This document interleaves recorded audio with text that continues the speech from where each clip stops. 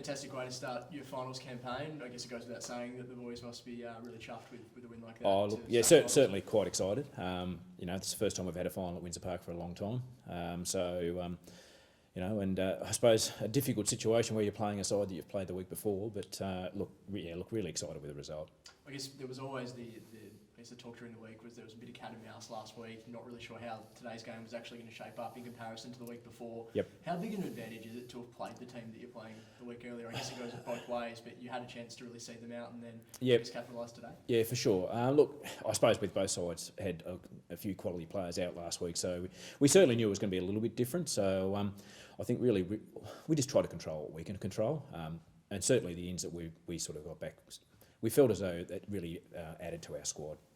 That first quarter took advantage of that breeze. The second quarter, the Tigers did have that momentum, but you just seemed to just do enough to kind of ensure that you still had that handy buffer at the main break. Yeah, look, it was probably the first quarter. We probably started a little bit slowly, but sort of the back end of the quarter, we got a little bit of momentum going our way, and we were able to put a bit of scoreboard pressure on. I suppose there was a little bit of a breeze, so it was just a matter of actually sort of working out how we could actually maintain possession in that second quarter and just restrict their ball use into the forward half.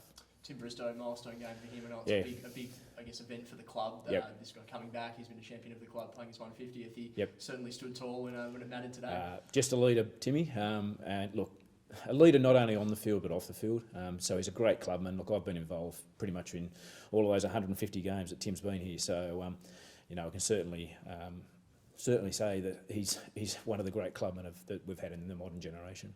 I guess today his role inside at the coalface, essentially, Fletcher Seymour copying a really heavy tag from Lockie Watt. Bristow really stood up and almost carried the team on his back for times during the game today. Certainly did. I think he actually finished up with 30. So and as I say, contested possessions is probably his quality. Hamish Leedham, very good. It's handy with to have the midfield that we have, and then Hamish, I think he finished with over 60 hit out, so goes basically first use out of the middle, a fair chunk of the game. Touched on a couple of the inclusions before. Jay Blackberry didn't get a lot of the ball, but when he did, he was really damaging.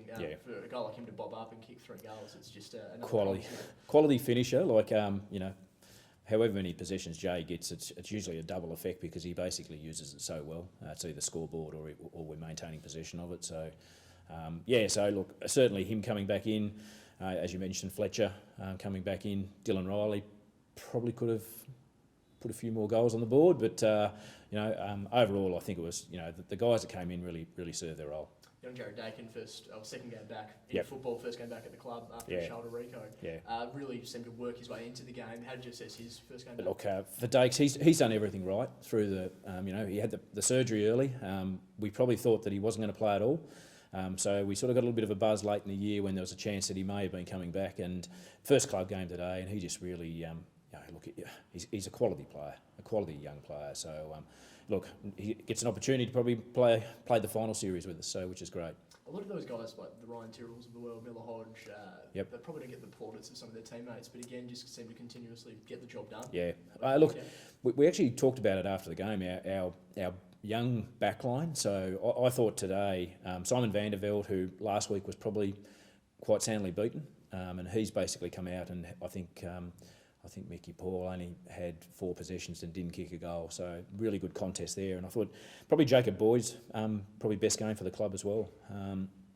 So to do that in a final just shows you probably the maturity in some of these guys who've now had a good season of football, senior football under their belt. So Saw an injury, Jack Donnell on late, really heavy contest. Can you give us an update on how look, I haven't had a chance to speak. I think he was just sort of solidly winded.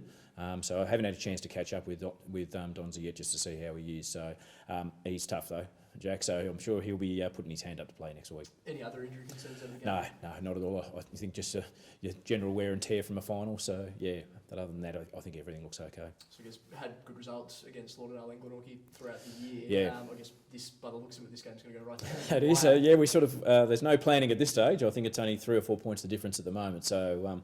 Look, we'll just wait until the match is finalised and then go through the tape, have a look, and just sort of see obviously who our opposition is going to be for that game. So we'll just prepare ourselves for a road trip though. We know it's there. So Yeah. And one last thing with the game today, again, it looked like the result was well and truly sewn up, by the early stage of that last quarter. But to really see the intent of guys like Casey Brown, Hamish Leadham, playing these big tackles in the last couple of seconds of the game, it must be really pleasing that these guys are hungry and really want to make an impact. I think it was 90 tackles we finished up with, so a really solid effort around that, and I think the emphasis around the grunt around the ball as well, like our midfielders, so Joby and Tim and Fletcher, just around the footy.